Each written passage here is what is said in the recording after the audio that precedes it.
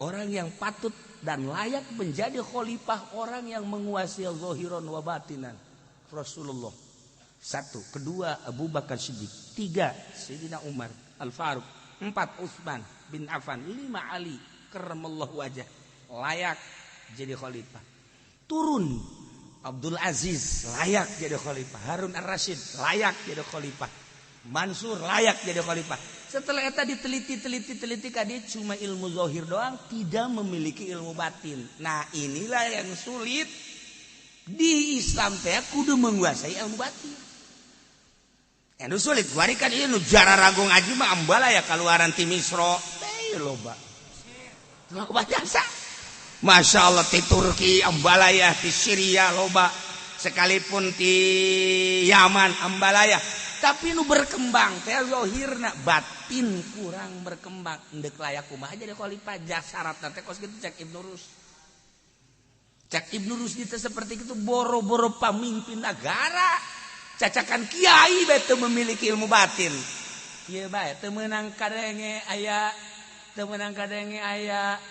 Temenang siapa suka juga ngilaan aing goblok.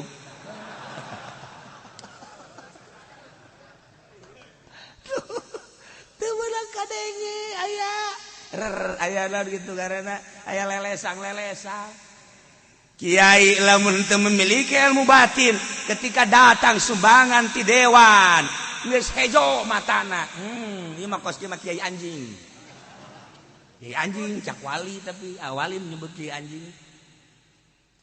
Asal kadenge be sumbangan ti negara. Geus kikipas be. Malah manyana nyebutna hada min fadli rabbi. Goblok tak kiai. Kiai tolol eta kos kitu ngaranna. Hanya zahir jangan bangun majlis, zahir jangan bangun masjid, zahir jangan bangun pasar, zahir tamah. Tapi batin teu pernah dibangun punyana. Ya anjing nu kos kitu mah. Anjing mah cenah keur kieu beta ngadenge anu malangkeun.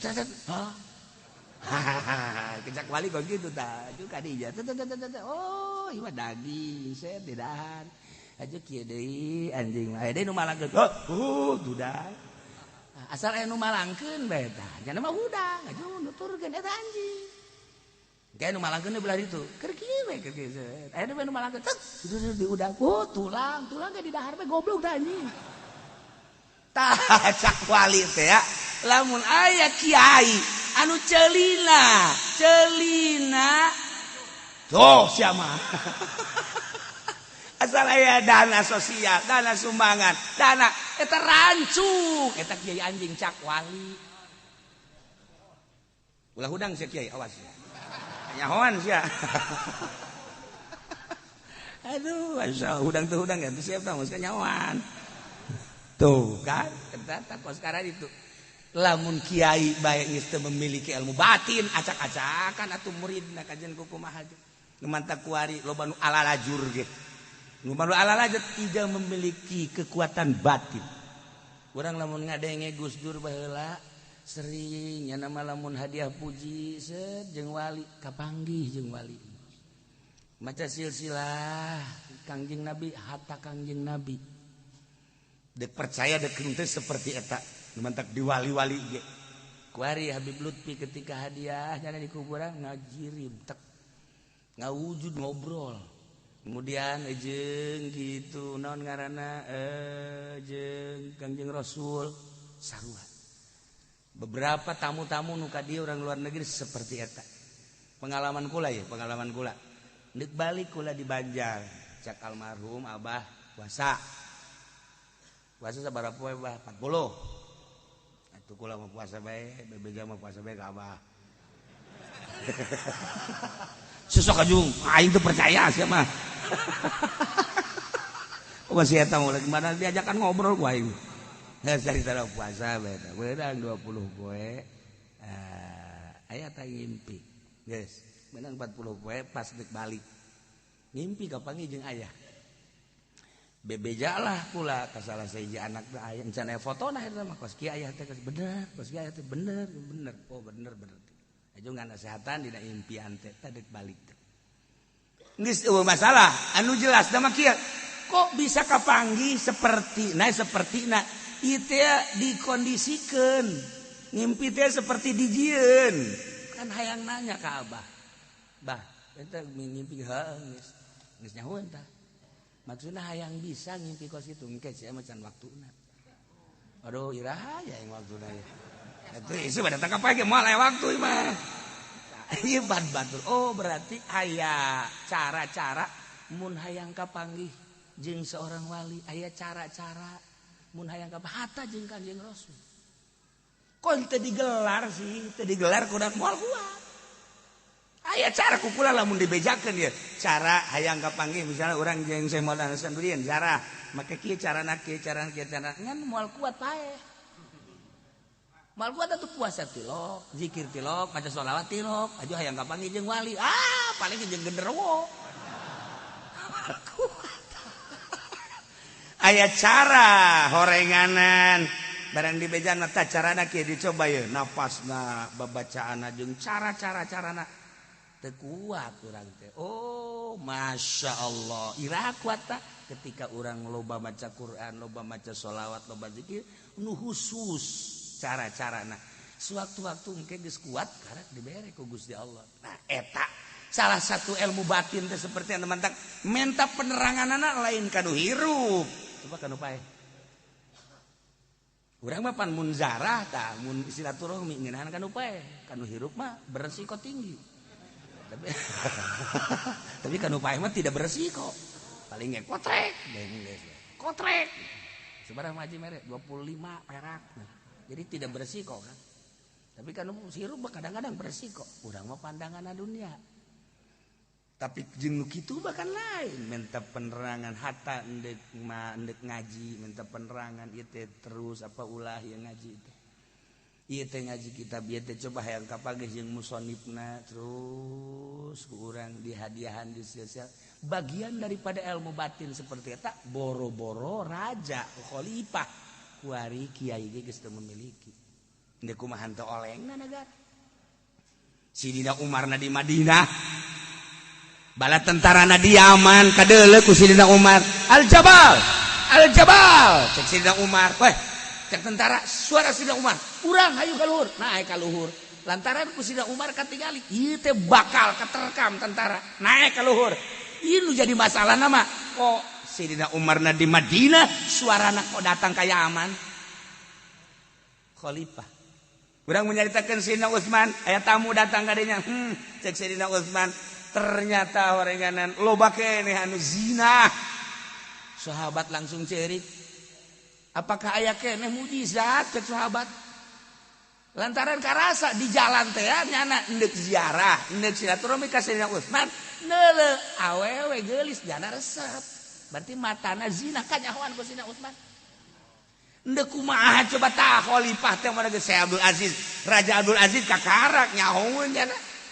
Nah kuari deka jadikeun khalifah anu jago zahiron wa batinan mana sakitu ge Gus Dur sakitu hebatna ge tapi geus dibejaan kan Gus Dur ku sababaraha tokoh-tokoh dunia moal kebel sebab naon sebab geus komunikasi jeung nu gaib bener bae nah urang teh kuari sepi tina aturan-aturan nu kos kararitu aturan-aturan nu kos karita kuari teh urang sepi setelah Gus Dur geus aya ge Habib Lutfi teu main kan di negara nya namanya di NU kitu ge henteu begitu cara Gus Dur maksudna keterbukaan bab eta Gus Dur mah pohara mantap kau nu bisa ngalawan kabeh bertekuk di hareupeun Gus Dur zaman Pak Harto sakitu gagahna sabaraha ratus kiai anu di penjara bahkan bunuh-bunuh bae tapi diomepan ku Gus Dur mah ieu tah batin teh kos kitu. Nah, lamun kiai bae geus teu memiliki ilmu batin atuh komo raja.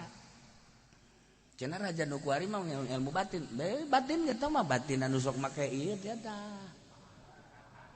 Tah, anu di luar batunya leuh naon sia tah? Na makanan. Ngaji teh di jero. Aduh. Atuh di jero ge nundutan masa ruwet teh leuh. Ah iya. Ya Masya Allah Karim.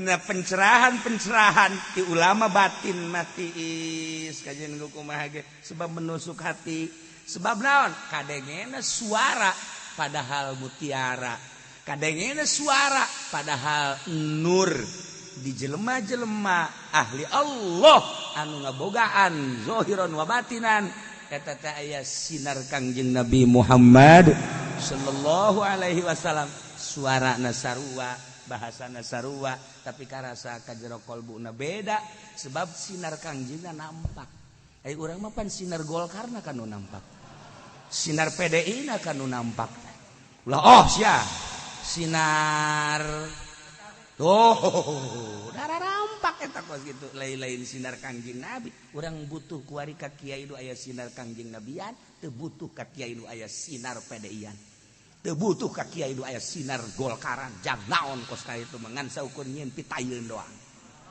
ye tarangsana hirup dek di dunia doang meureunana tah jang bawaeun ka jero kuburan teangan kiai nu bener-bener aya ruhul jihad aya ruh Muhammadan ngeunaheun engkena nu tadina urang embung salat jadi daek nu tadina embung sedekah jadi daek eta ruh Kangjeng Nabi na nempel lewat kiai eta nyana mangan sabab doang nu tadina urang embung ngaji kuari ngaji tadina sok peureum bae kuari kerek eta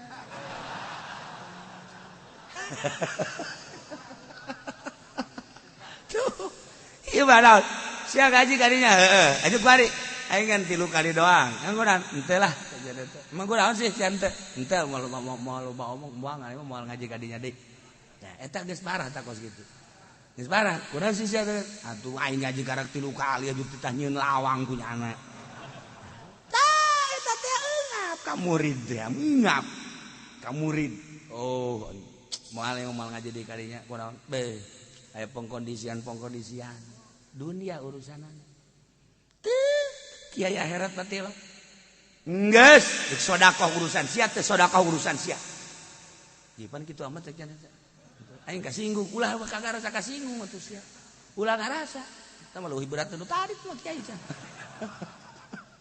moal ngeunaheun oh nya akur nu sok sedekah jeung nu tara sedekah akur nu sok mere jeung nu tara mere akur anu ngahormat jeung nu teu ngahormat akur sebab naon sedekah mere ngahormat urusannya nyana mah teu hayang disedekahan jajan paeh nyana mah teu hayang dihormat teu hayang diagung hiji we Allah takara eta ngaranna kiai akhirat ieu mah lain Pak si eta sugih ku sugihna tapi kos susah bae plit kiai ulah sok ngomong kos kitu tuh kiai mah tolol ye